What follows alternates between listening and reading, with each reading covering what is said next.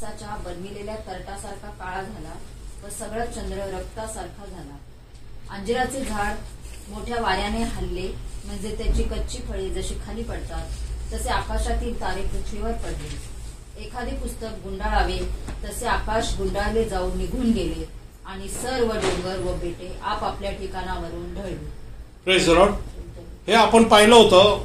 2 session आपण already घेतलेले, भाग पहिला भाग दुसरा. आज आपण तिसरा भाग घेणार आहोत. मी काय ह्याच्यावरती जास्त बोलणार नाही. आत्म्याच्या सानिध्यात जोपर्यंत तुम्ही स्पिरिच्युअली रित्या आध्यात्मिकरित्या मनन करत नाही ना, तोपर्यंत काही गोष्टी समजणार नाही. परमेश्वराची एक भाषा आहे, परमेश्वराची एक शैली आहे, परमेश्वराचं एक प्रकारे प्रकट करतो ना, हे थोडंसं आपल्याला ज्ञान असणं गरजेचं आहे. कारण अनेक वेळेस आपण पाहिलं, हे सूर्य चंद्र आकाशातले तारे ज्यावेळेस आपण बोलतो याच्याबद्दल, आपण सूर्यग्रहण चंद्रग्रहण याबद्दलच फक्त मर्यादा, कारण मानवी बुद्धीची तेवढी मर्यादा असते. पण त्याच्या पुढं पण परमेश्वराचं ज्ञान आघात आहे. कारण परमेश्वराने यशाच्या ग्रंथामध्ये काय सांगितलं की पृथ्वी माझं काय आहे, पादासन आहे, आणि स्वर्ग माझं काय, सिंहासन आहे. म्हणजे मनुष्य जसा विचार करतो तसा मी विचार करत नाही. म्हणजे परमेश्वराची एक विचार करण्याची या बुद्धीची स्टँडर्ड आहे, आणि मनुष्याचं एक विचार करण्याच्या बुद्धीचं स्टँडर्ड आहे. दोन्ही स्टँडर्ड एकत्र होऊ शकत नाही. म्हणून परमेश्वर काय बोलतो ते आपल्याला जर कळायचं असेल तर आपल्याला त्या स्टँडर्ड मध्ये जावं लागेल. Praise the Lord. बरोबर. म्हणजे एखादा पहिलीचा विद्यार्थीला जर 10वीच्या वर्गात जाऊन बसला तर पहिलीच्या विद्यार्थ्याला 10वीच्या वर्गात काय शिकवत आहे काहीच कळणार नाही, कारण त्याची बौद्धिक पातळी त्याप्रमाणे नाहीये. तसंच आहे आध्यात्मिक काही गोष्टी अशा आहेत की तुम्हाला ज्यावेळेस तुम्ही देवाच्या वचनात बसता, प्रार्थनेत मननामध्ये बसताना, त्यावेळेस पवित्र आत्मा तुम्हाला या शिकवण्याचा प्रयत्न करतो की ज्याचं तुम्हाला अनेक आध्यात्मिक गोष्टी तुमच्या नेत्राने जे दिसत नव्हते ना ते दिसायला लागतात. म्हणून मी म्हटलं ना, आपण विद्यात निरंतर बसणं गरजेचं आहे. जोपर्यंत वचनाचं सॅटिस्फॅक्शन म्हणतो, या उलगड्याचं समाधान तुमच्या अंतःकरणात येत नाही ना, तोपर्यंत तुम्ही त्या गोष्टी शोधत राहायचं. Praise the Lord. कारण कसं आहे की मी एकदा बसल्यावरती विचार केला की सूर्य चंद्र आकाशातले तारे, या ग्रहण हे प्रत्येक वर्षी होतच असतं. म्हणजे आज 2000 येशू ख्रिस्त स्वर्गामध्ये गेल्यापासून 2000 वर्ष झालेली, आणि दरवर्षी होणं म्हणजे 2000 वर्ष हे सूर्यचंद्र आकाशातले तारे होत आहेत. आणि मग हे कुठल्या पिढीबद्दल लिहिलेलं आहे? कारण वचन सांगते ही पिढी नाहीशी होणार नाही. बरोबर आहे ना. मग ह्याची तुलना जर त्या पिढीबद्दल केलेली आहे तर ती पिढी बाकी पिढीपेक्षा वेगळी असणार आहे का नाही? कारण जर त्या पिढीबद्दल लिहिलेलं असेल, पण ही कोण पिढी आहे आणि ह्या पिढीमध्ये असं काय घडलेलं आहे की सूर्यचंद्र आकाशातल्या ताऱ्याबद्दल दिलेलं. बरं, ती पिढी, एखादी पिढी जरी 60 वर्षाची असली तर 60 वर्षामध्ये 60 वेळा सूर्यचंद्र आकाशातले तारे दरवर्षी होऊ शकतात. बरोबर.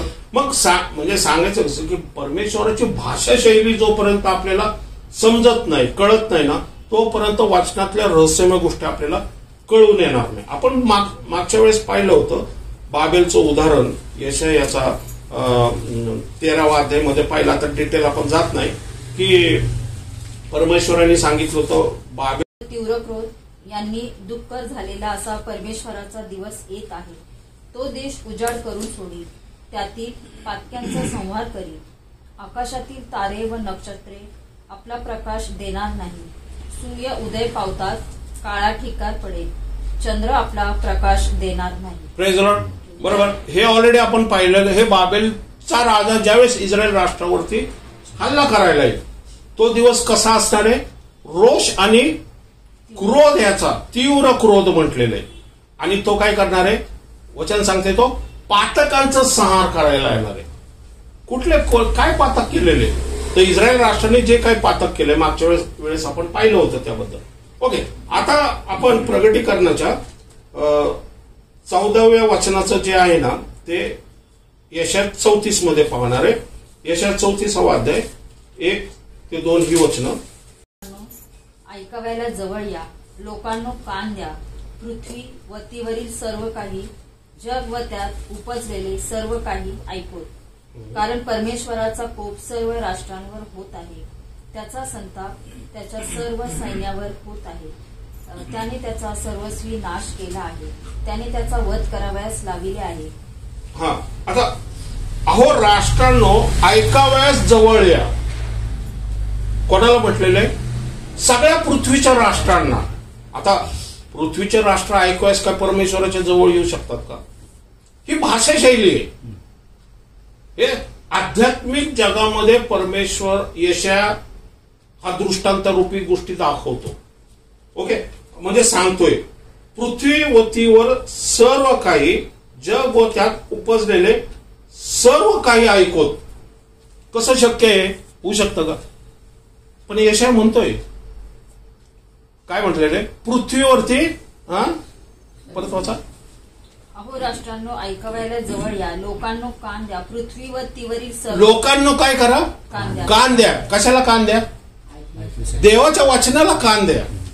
देव काय मनुष्य जातीबरोबर बोलत आहे ना, त्याच्याकडे कान द्या. हा, पृथ्वी व तीवरील सर्व काही, पृथ्वी व त्यावरील सर्व काही, जग व त्यात उपजलेले सर्व काही, जग आणि त्यात उपजलेले, उत्पन्न झालेले, जन्म झालेले सर्व काही. त्याचं काय आहे? कोप कशावर होते? सर्व राष्ट्रांवरती कोप होते. त्याचा संताप त्यांच्या सर्व सैन्यांवर होत आहे. त्याचा संताप त्यांच्या सर्व सैन्यावरती. कोणाच्या सैन्यावरती? जगाच्या लोकांच्या सैन्यावरती, त्यांच्या सैन्यावरती होत आहे. त्याने त्यांचा सर्वस्वी नाश केला आहे. सैन्य बघा, सैन्यावरती म्हटलेले. ओके, त्यांचा वध करावयास लावलेले. बरोबर. कोणी लावलेले वध करायला? परमेश्वरांनी लावलेले. कुठल्या तरी एका राष्ट्रावरती वध करायचा, कारण ही परमेश्वराची तलवार आहे असं म्हटलेले. 4थं वचन. आकाशातील सर्व सेना गळून पडेल, आकाश गुंडाळीप्रमाणे गुंडाळले जाईल. आकाशातली सर्व सेना गळून पडल. आता इथं काय म्हटलेलं आहे? सर्व सैन्यावरती परमेश्वराचा कोप सर्व राष्ट्रावरती व त्याचा संताप त्याच्या सर्व सैन्यावरती होते. म्हणजे पृथ्वीची सैन्याची तुलना कोणाबरोबर केलेलं आहे? आकाशातल्या सैन्याबरोबर. कळतंय तुम्हाला? वचन गहन आहे, नीट एका वेळेस तुम्हाला नीट समजणार नाहीये. काय? पृथ्वीच्या सैन्य जी काय राष्ट्रांची सेना आहे ना, त्याची तुलना आकाशातल्या सैन्याबरोबर कर. आता आकाशातली सेना म्हणजे कोण आहे? दुरात्म्याची सेना. ओके, आकाशातल्या सैन्याची तुलना दुरात्म्याच्या सैन्याबरोबर केलेली आहे. आकाशातली सेना गळून पडल म्हटलेले. आकाश गुंडाळीप्रमाणे गुंडाळले जाईल. आता प्रगटीकरण हे इथंच ठेवा एक बोट, आणि प्रगटीकरणाचा 6वा अध्याय 14 वचन. एखादे पुस्तक गुंडाळावे तसे आकाश गुंडाळले जाऊन निघून गेले. एखादे पुस्तक गुंडाळले तसे आकाश गुंडाळले जाऊन निघून गेले, आणि सर्व डोंगर व बेटे आपापल्या ठिकाणावरून ढळले. Praise Lord. साम्य आहे. आता इकडे या. वचन काय सांगते? आकाशातली सर्व सेना गळून पडेल, आकाश गुंडाळलेप्रमाणे गुंडाळले जाईल. प्रगटीकरणामध्ये तेच दिलेले. बरोबर आहे. म्हणजे हिथं वेगळं आणि तिथं वेगळं असं होणार नाही. कारण ही जर परमेश्वरांनी लिहिलेली भाषा आहे, हा जो पॅटर्न परमेश्वरांनी लिहिलेला आहे, तर प्रगटीकरणाचा पॅटर्न सुद्धा परमेश्वरांनीच लिहिलेला आहे. कारण योहान हा स्वर्गामध्ये जाऊन भव्य प्रगटीकरणच्या गोष्टी बघून लिहितोय. बरोबर आहे. आणि इथं यशाला सुद्धा परमेश्वरांनी भविष्यवाणी पण त्याच गोष्टी दाखवल्यात जे योहानाला दाखवलेले. बरोबर. इथं यशाला जे दाखवलंय हे एका वेगळ्या राष्ट्रांबद्दल दाखवलंय, आणि तिकडं एका वेगळ्या राष्ट्रांबद्दल दाखवलेले.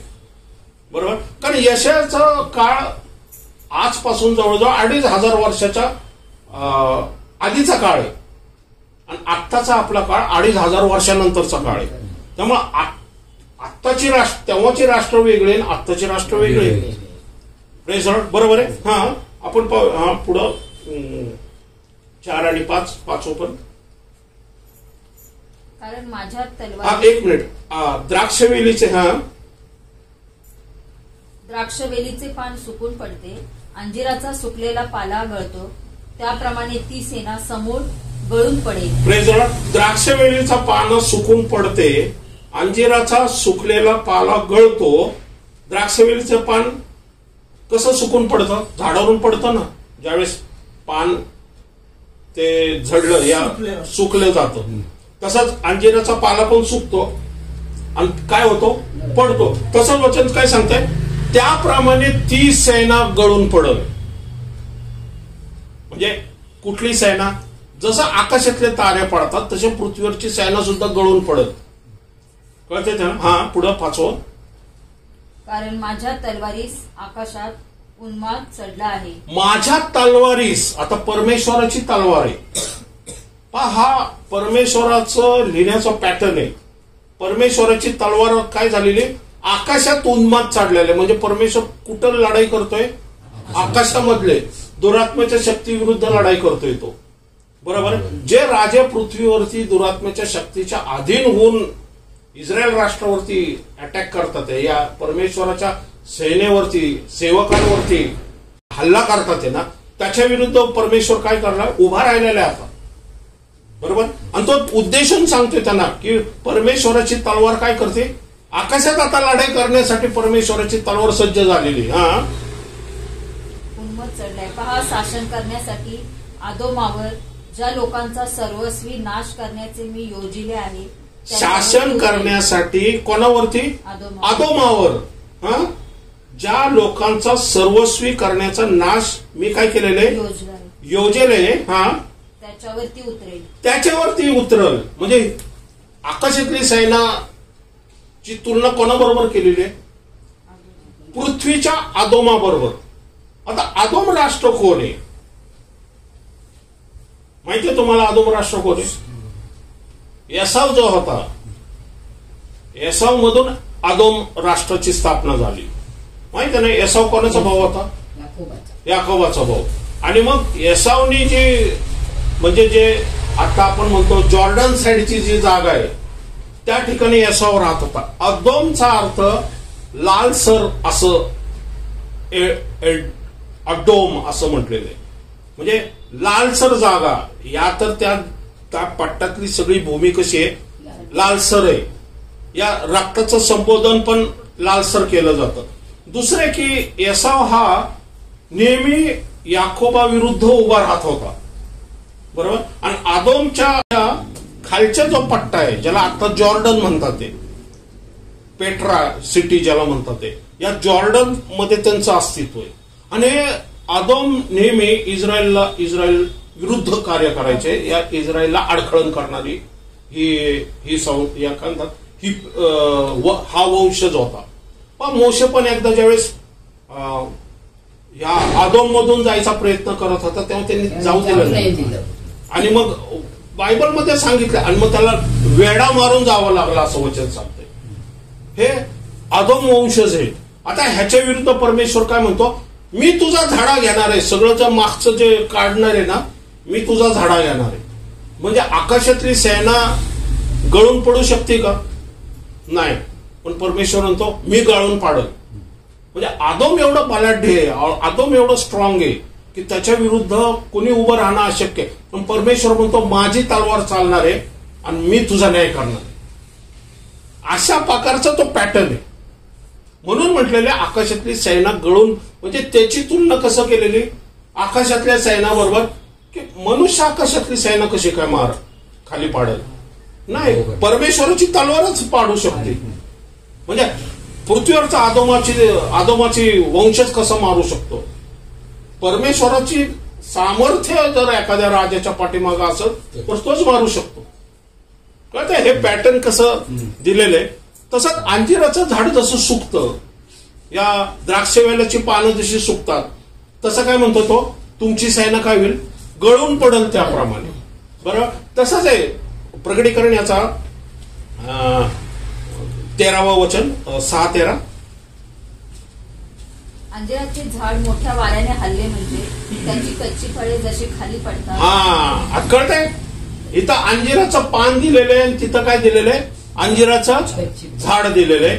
कच्ची फळं, तर फळं खाली पडतात ना. हलवणारा हात कोणाचा तरी पाहिजे, बरोबर. हलवणारा हात हाच तो राजा आहे जो अंजिराच्या झाडाला हलवतोय. आपण बघितलं तो हिटलरचं, बरोबर. कच्ची फळं जशी खाली पडतात तसंच वचन काय सांगतात? आकाशातले जसे तारे पडतात तसे अंजिराचे सुकलेलं पान जसं खाली पडतात तशी आदोमाची सैन्य सुद्धा खाली पडेल. कच्ची फळं तशी खाली पडतात तसं आकाश जशी खाली पडतात तसे आकाशातील तारे पृथ्वीवर पडले. कळलं का हे पॅटर्न कसं आहे? इकडं पण सेम आहे तिकडं पण सेम आहे. आता ह्या वचन सांगते की परमेश्वराची ती काय आहे? परमेश्वराची तलवार आहे जो आदोमावर व ज्या लोकांचा सर्वस्व नाश करण्याचं मी योजले आहे त्याच्यावरती काय होईल? उतरेल. 8वं वचन. सियोनेला न्याय मिळावा म्हणून सूड घेण्याचा हा परमेश्वराचा दिवस, प्रतिफळ देण्याचे हे वर्ष होय.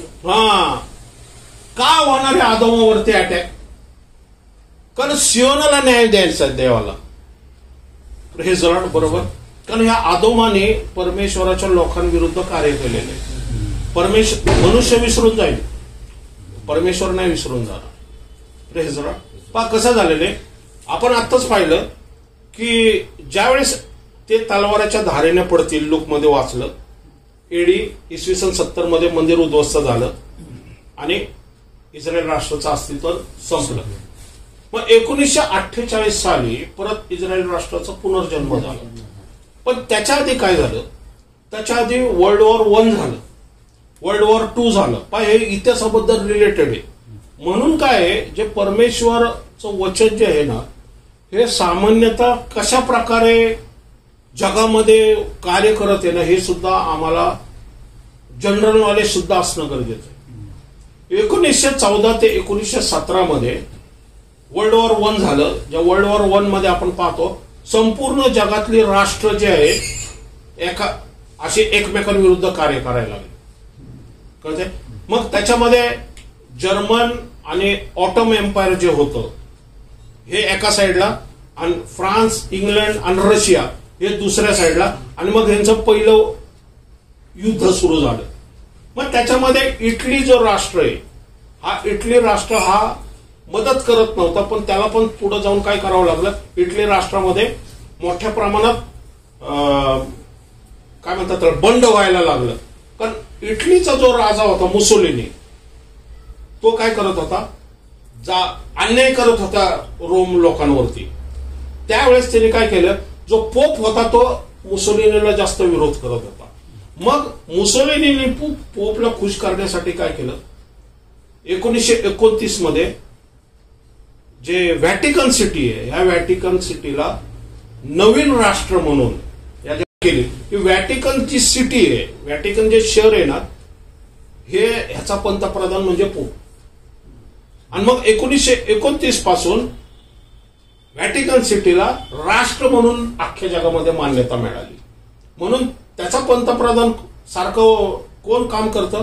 पोप. हे कधीपासून सुरू झालं? 1929 पासून. म्हणून पहिला राजा जे आपण 8 राजे पाहिले त्याची सुरुवात कुठून झालेली? 1929 पासून. त्याच्या आधी ते रोम, ते व्हॅटिकन ही रोम बरोबर अटॅच असायची, आणि रोम त्यांना सैन्य पुरवायचा. या रोम सगळे पोलीस यंत्रणा, बाकीची सर्व फायनान्स रोम पुरवायचा. पण आता व्हॅटिकन स्वतः सेपरेट झाल्यामुळं व्हॅटिकन स्वतः राष्ट्र तयार झालं. आता त्यांचे स्वतःचे पोलीस आहेत, त्यांचे स्वतःचे कायदे आहेत, त्यांचे स्वतःचे लॉज आहेत, त्यांची बँक आहेत, त्यांचे फायनान्स आहेत, आणि त्यांच्यामध्ये जगातले जे राजदूत आहेत ना, त्यांच्या सुद्धा वस्ती व्हॅटिकन मध्ये.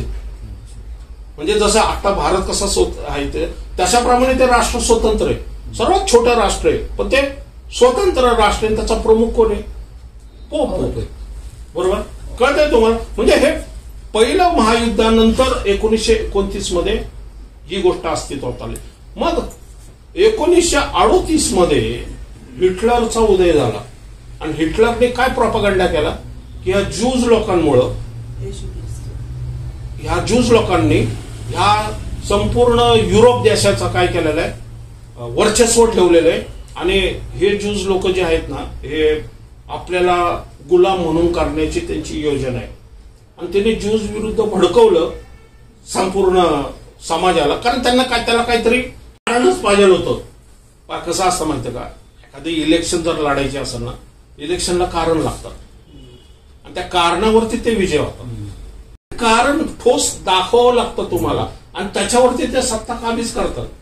आठवतं ज्यूज वरती सगळं टाकलं होतं. त्यावेळेस ज्यूज सर्वात युरोपमध्ये सर्वात पॉवरफुल व्यक्ती आणि सर्वात मोठे मोठे बिझनेसमॅन म्हणजे ज्यूज होते. मग त्यानंतर काय झालं, मग जर्मन लोक काय झाले त्याच्या मागे जायला लागले आणि मग 6 लाखापेक्षा जास्त ज्यूज त्याने गॅस चेंबरमध्ये मारले. पण दुसरं कसं कारण आहे माहिती का, जर गॅस चेंबरमध्ये त्या गोष्टी घडल्या नसतात तर जगाची सहानुभूती सुद्धा मिळाली नसते. कळतंय तुम्हाला. आणि मग त्यांच्या मनातही आलं नसतं की आमचं स्वतंत्र राष्ट्र व्हावं. कारण ते ऑलरेडी त्या ज्या ज्या युरोपमध्ये ज्या ज्या देशामध्ये राहत होते ना ते सगळे धनसंपत्त होते, भरपूर पैसेवाले होते, चांगला बिझनेस चालू होता त्यांचा. ते कशाला जातील.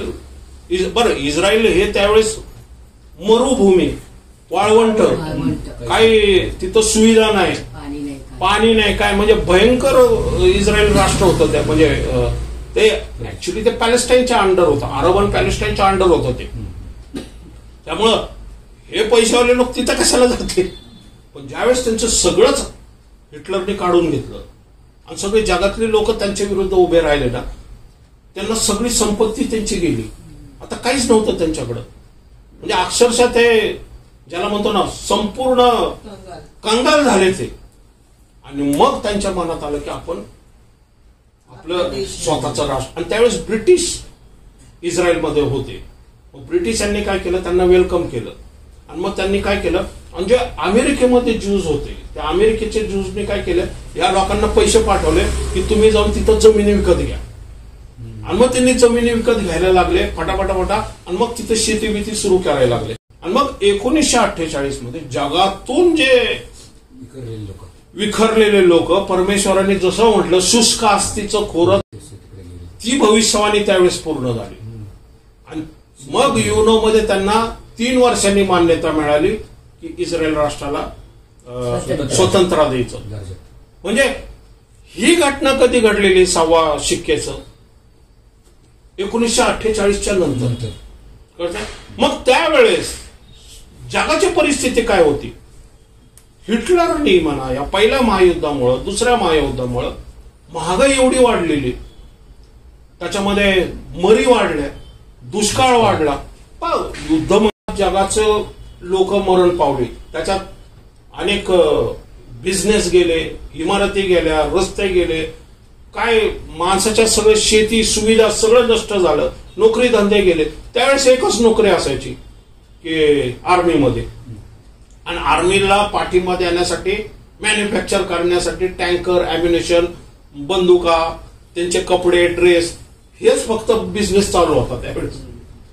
कळते. म्हणजे मोठ्या प्रमाणात ही 4ही घोडे, म्हणजे 3 जे घोडे, तलवारीचा घोडा लोकांकडून जो लाल घोडा आहे जो एकमेकांचा वध करायचा आणि युद्ध करायचा, पृथ्वीची शांतता हरण करणं आणि एकमेकांचा वध करणं, लाल घोडा चालू होता. दुसरा कोण होता, काळा घोडा, ताराजू, महागाई, दुष्काळ, हा पण चालू होता. तिसरा घोडा मृत्यू, हा पण फिरत होता.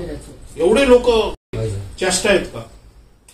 तर हे 3 घोडे सुद्धा पळत होते आणि त्याच्यात सुवार्ता पण त्या प्रमाणात गाजवली घेत होते. पण जे हळूहळू लोकांना मग मदत करायला, अमेरिकेचे मोठे इव्हेंजलिस्ट सुद्धा त्याच्यामध्ये पडले, त्यांनी सुद्धा सुवार्ता सांगायला सुरुवात केली.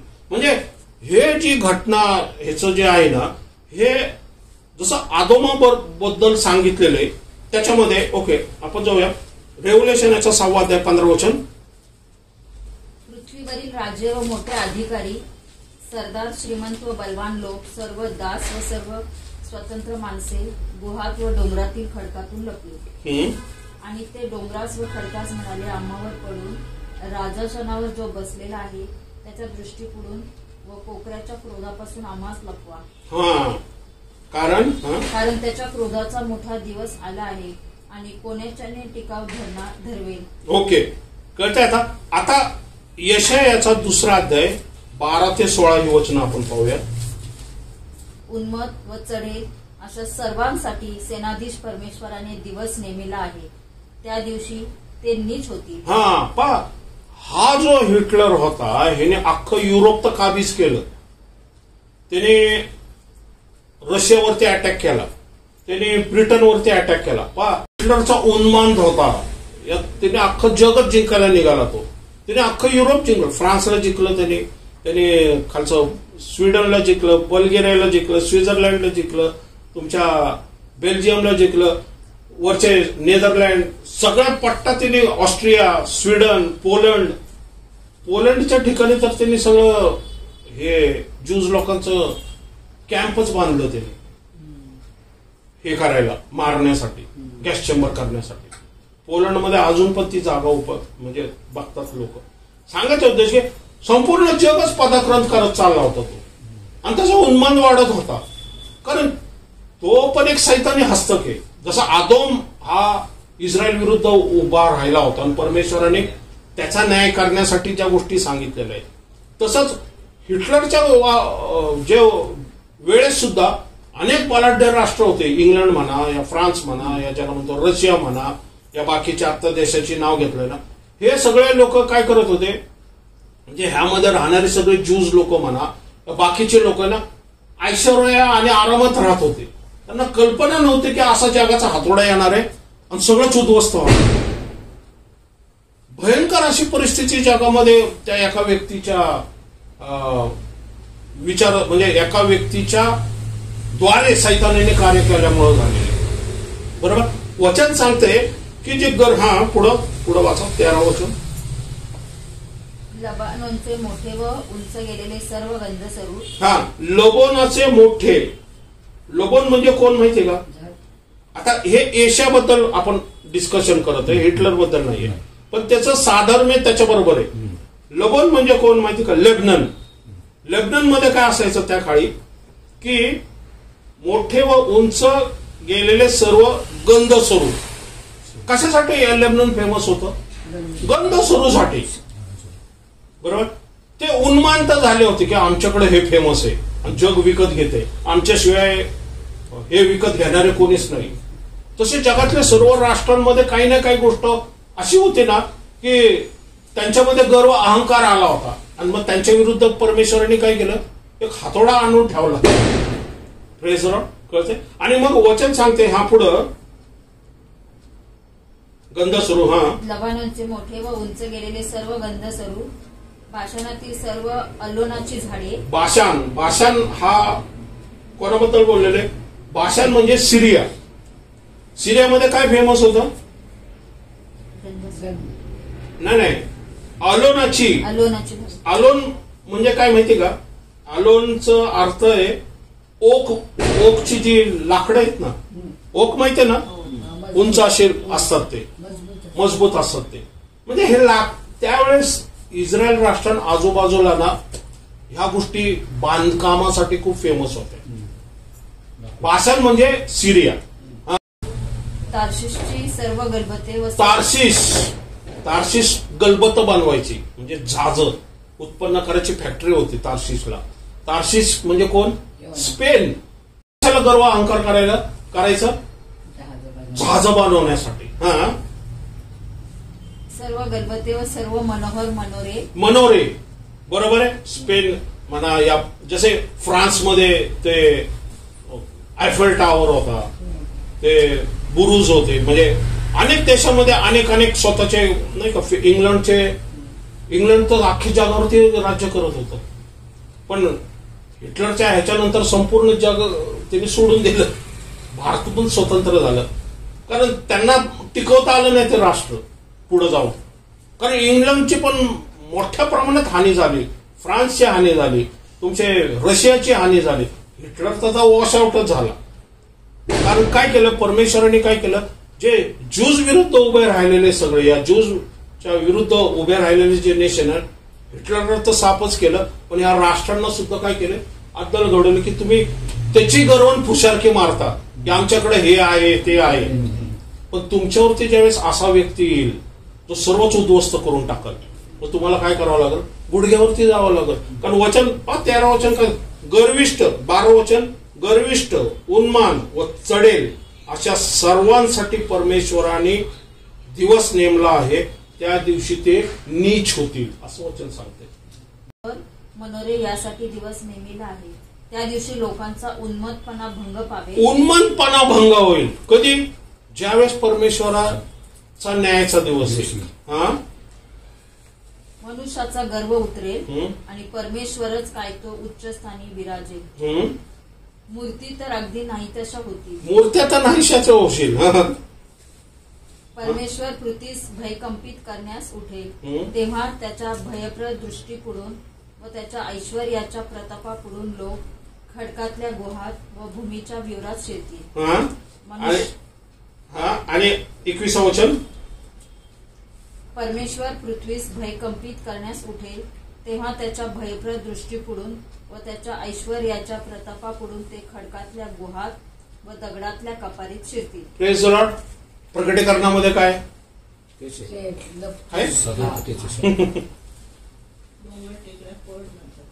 बरोबर. म्हणजे काय म्हणतोय तो, आता नीट लक्षात घ्या, मूर्ती ह्या नाही त्याशा होतील, म्हणजे दर्शन करत या भयंकर आपत्तीपासून. तर परमेश्वर काय म्हणतो, ते देवाला म्हणतील अरे पड आमच्यावरती, म्हणजे ते नाही का एलिया म्हणतो विधी करा आणि अर्पण करा, पण अग्नी लावायचा नाही, अग्नी स्वर्गातून पडेल. Praise the Lord. बघा, तुमचा देव जर जिवंत असेल तर स्वर्गातून अग्नी पडेल आणि तुमचा यज्ञ जो आहे हा स्वीकार करत देव, नसल तर मग माझी बारी. Praise the Lord. मग काय सांगतात ते, दिवसभर अंगावरती मारून घेतात, फटके मारतात आणि मग एलिया त्यांचं चेष्टा करतोय की बघा झोपला असेल, कदाचित दुसऱ्या गावाला गेला असेल, बरोबर. शेवटी ते थकून जातात.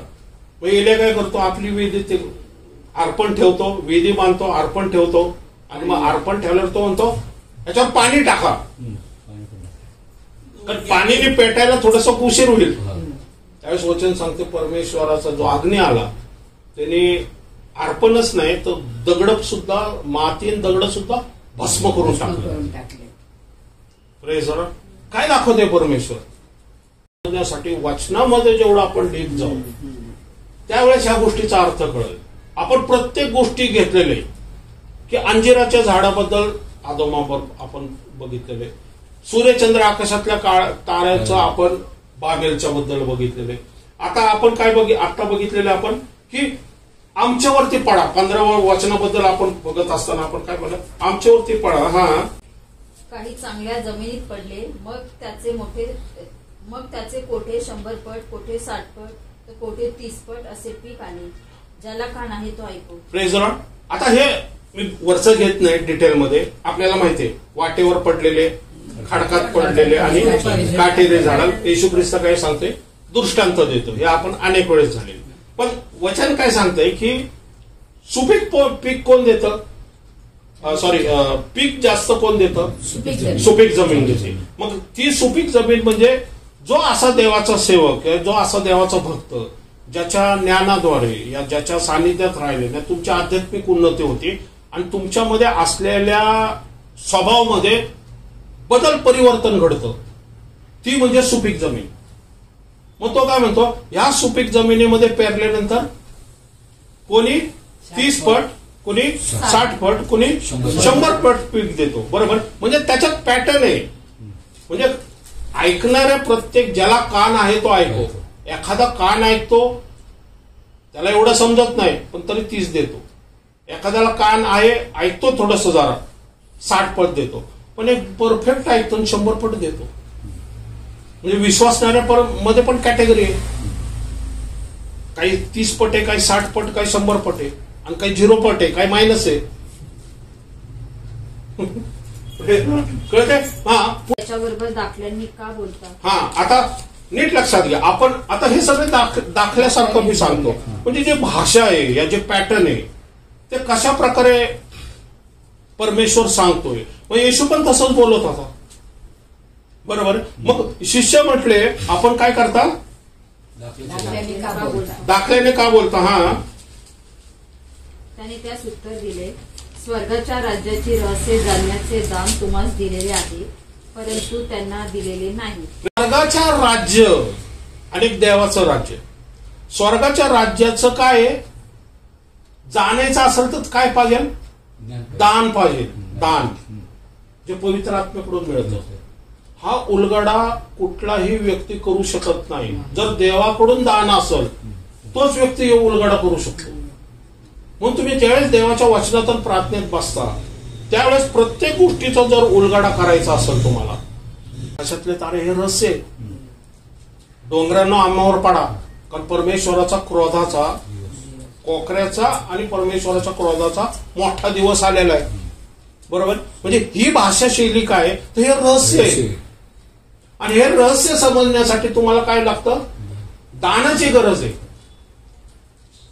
येशू काय सांगतोय त्यांना, स्वर्गाच्या राज्याचं म्हणजे स्वर्गाचं राज्य पृथ्वीवरती जसं वाढत जाईल त्यावेळेस काय काय घटना घडणार आहे ना, हे रहस्य वचनामध्ये ऑलरेडी लिहून ठेवलेलं आहे. आणि तुम्हाला हे रहस्य समजायचं असेल तर देवाकडून दान मागा. देवाच्या आत्म्याच्या द्वारे ज्यावेळेस तुम्हाला दान मिळेल त्यावेळेस तुम्हाला प्रत्येक वचनाचा उलगडा तुम्ही करू शकता. म्हणजे सूर्यचंद्र आकाशातले तारे, जसं अंजिराचे सूर्य केसाच्या बांधलेला तरटासारखा काळा झाला, काय चंद्र रक्तासारखा झाला, काय जे दिसतंय तसं नाहीये, हे काय रहस्य आहे. मग ते जाणण्यासाठी दान पाहिजे तुम्हाला, बरोबर. आणि मग हे रहस्य दान तुम्हाला आहे, पण आहे म्हणजे रेडीमेड मिळणार नाही. दान मिळवल्या करावं लागतं. दान फुकट आहे. त्यासाठी आम्हाला श्रम नाही, आमचा विश्वास आणि कार्य दोन्ही लागतं. तुम्ही तेवढे वचनात बसताय का, देवाच्या सानिध्यात बसताय का, देवाचं वचन ऐकून त्याच्यातून तुम्हाला इंटरेस्ट आहे का समजून घेण्याचं. एखादा म्हणतो ना, येशू काय म्हणतो, जे तहानलेले ते धन्य. तो काय पाण्याबद्दल म्हणत नाही. आता शमरोनी स्त्री पाण्याजवळ आलेली, तिला परमेश्वराच्या राज्याबद्दल माहितीये. ते म्हणते तुम्ही यहुदी, तुमचा देव तिकडे आणि आमचा देव इकडे. आता शमरोनी स्त्री कोणाच्या वंशजाच्या ह्याच्यातून आलेली आहे ती. ज्यावेळेस याकोब आला होता, याकोबाची ती विहीर आहे, कळतेच तुम्हाला. म्हणजे कुठेतरी याकोबाचं देवाच्या प्रमाणे ती याकोबाच्या देवाला सुद्धा मानतात शमरोनी लोक, पण ते वेगळ्या अँगलने मानतात, बरोबर. आणि यरूशलेम नगरीमध्ये यहुदी वेगळ्या अँगलने मानतात, कळतंय. ती याकोबाची खणलेली विहीर आहे. म्हणजे दोन जे शमरोन राष्ट्र जे आहे ना, हे एकेकाळी इस्रायलच होतं.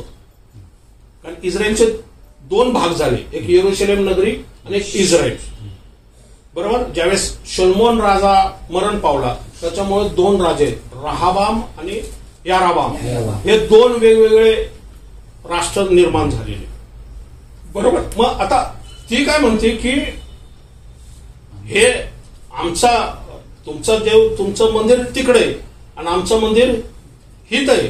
म्हणजे त्या विहिरीच्या तिथं एक त्यांचं मंदिर सुद्धा होतं, बरोबर. पण रूढी परंपरा माणसाला चेंज नाही करू शकत. कळतंय. रूढी परंपरा माणसाला चेंज, कारण रहस्य जरी असलं, ती रहस्यामधून समजायचं जे दान आहे ना, हे आम्हाला जोपर्यंत येत नाही, या योग्य प्रकारच्या सेवकाद्वारे आमची कान उघडणे. म्हणून वचन काय सांगतात, ज्याला कान आहे तो ऐकतो, बरोबर. कारण शमरोनी स्त्रीला 5 नवरे करून सुद्धा मी चूक करते या मी पाप करते ह्याची जाणीवच नाही, कळते. येशू काय म्हणला, तू ज्याच्या बरोबर राहते तिला जाणीवच नाही मी पाप करते. म्हणजे रूढी परंपराने पापाची जाणीव होतच नाही. येशू काय म्हटलं तिला, ज्यावेळेस येशूने तिला तिच्या आठवण करून दिली काही गोष्टीबद्दल, तिला लगेच जाणव झाले की मी जे करते ते चूक करते. आणि मग ती येशूच्या सुवार्तेचा मार्गक्रमण, त्यावेळेस तिला ऍक्च्युली पवित्र आत्म्याचा स्पर्श तिला त्यावेळेस झाला.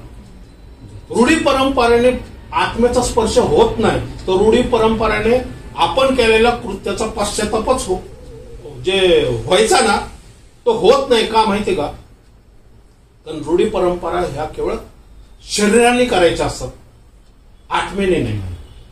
तुम्ही चर्चमध्ये जाता, घेत नाही, पवित्र आत्म्याला मानत नाही, मग रहस्य कसं कळत? दान तर त्याच्याकडूनच आहे. म्हणजे रूढी परंपरा काय होतात माहिती का? नुसतं मंदिर येते आणि देखावा आहे त्याच्यात, बरोबर. तिने जाणीव होत नाही. कसं आहे, तुम्ही चर्चेसमध्ये कोर्ट केस चालू आहे, पण एखाद्या जाणीव होत नाही मी करतोय चुकीचं.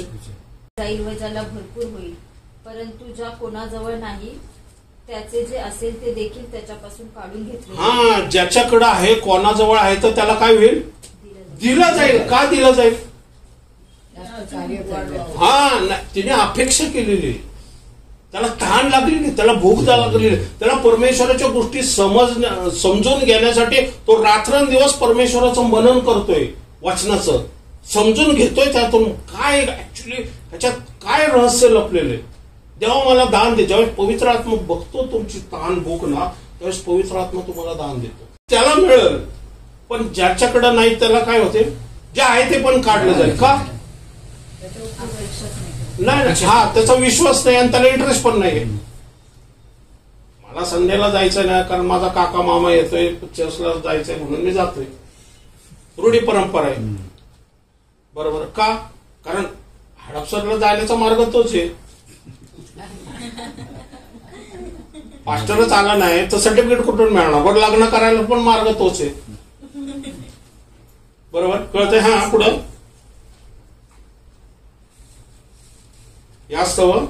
यास्तव मी त्याच्याबरोबर दाखल्यांनी बोलतो, कारण ते पाहत असता पाहत नाही. हा, मी दाखल्यांनी बोलतो. कोणाबरोबर दाखल्यांनी बोलतो? जगिक लोकांबरोबर दाखल्यांनी बोलतो. ते पाहत असून सुद्धा पाहत नाही. हा, आणि ऐकत असता ऐकत नाही व त्यांना समजतही नाही.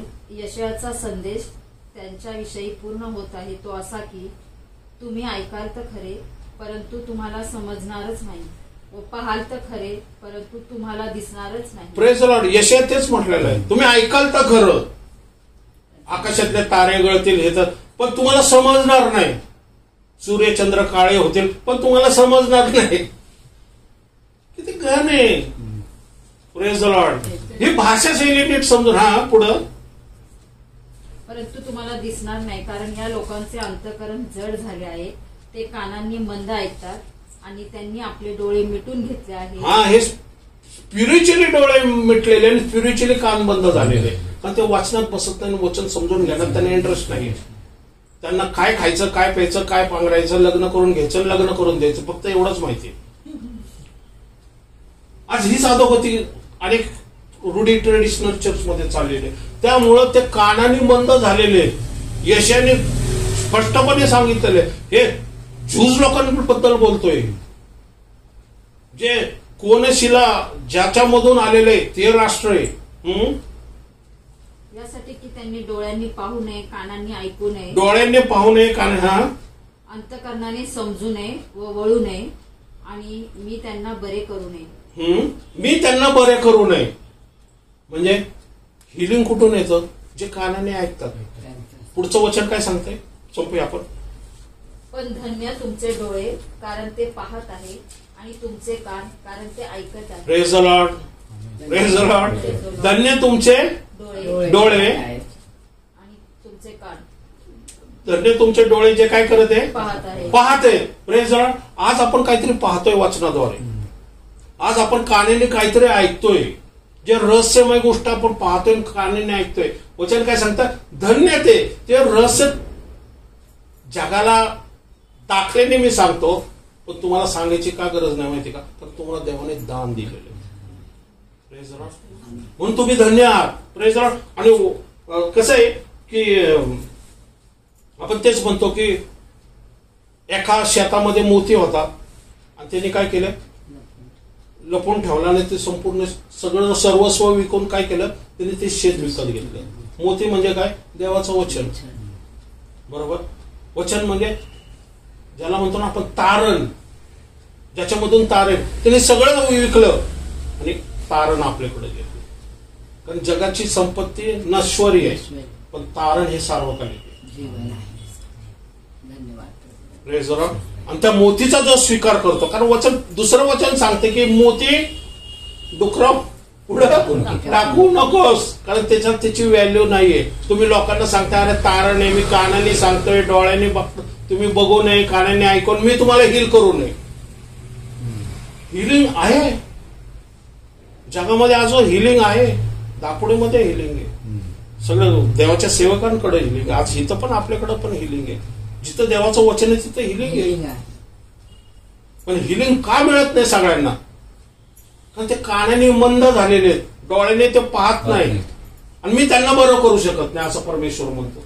पण सत्य तुम्हाला बंधनमुक्त करत. Praise the Lord. म्हणजे हे वचन काय?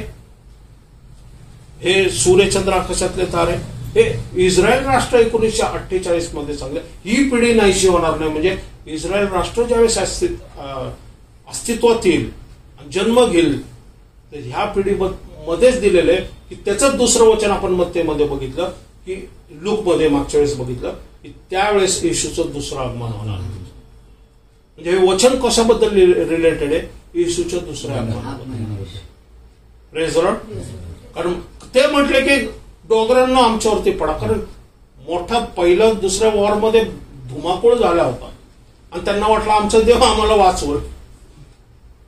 परमेश्वराचा कोकऱ्याचा क्रोध आलेला असं म्हटलेलं. सांकेतिक भाषेत गोष्टी लिहिल्या. ओके, परमेश्वराचे धन्यवाद मागू. पुढच्या वेळेस आपण प्रकटीकरणाचा 7वा अध्याय घेऊया आणि बघा, समजून सांगण्यासाठी, एक एक वचनाचा उलगडा करण्यासाठी, रहस्य समजण्यासाठी दानाची गरज असते. आणि ज्यावेळेस आपल्याला परमेश्वर गोष्टी उलगडून सांगतो, दाखवतो ना, मग आपण आशीर्वादित होतो आणि मग परमेश्वराची जी योजना योग्य प्रकारे समजू शकतो आणि मग विश्वासामध्ये खंबीरपणे चालू शकतो. म्हणून दानाची एक मिनिस्ट्री आहे, जे हिलिंगचे दानाचे म्हणजे इव्हॅन्जेलिस्टचे आहेत ना, इव्हॅन्जेलिस्टचे पास्टर्स म्हणा या प्रेषित म्हणा, त्यांना हे दान नाहीये जे रहस्यमय गोष्टी. पण यशाने एकालाही बरं केलेलं नाहीये, दानिएलने एकालाही बरं केलेलं नाहीये, इर्मियाने एकालाही बरं केलेलं नाहीये. त्यांचा सांकेतिक आणि रहस्यमय भविष्यवाणी आहे त्यांच्याकडं. कळते आहे, दानिएलने, इर्मियाने, यशाने कोणाला बरं केलं, पण बायबलमध्ये त्यांचं नाव आहे. म्हणजे इव्हॅन्जेलिस्ट मिनिस्ट्री वेगळी आहे आणि ही मिनिस्ट्री वेगळी. हे ज्ञानाची मिनिस्ट्री, बरोबर. आणि हे ज्ञान, कारण विजडम नॉलेज पण एक दान आहे. कळते तुम्हाला? परमेश्वराचं रहस्य समजण्यासाठी विजडम नॉलेज ज्याला असतं ना, हे देवाच्या आत्म्याकडून येत आहे. दानिएलमध्ये ते दान होतं, यशामध्ये ते दान होतं. कळते तुम्हाला? ओके, आपण प्रार्थना करूया.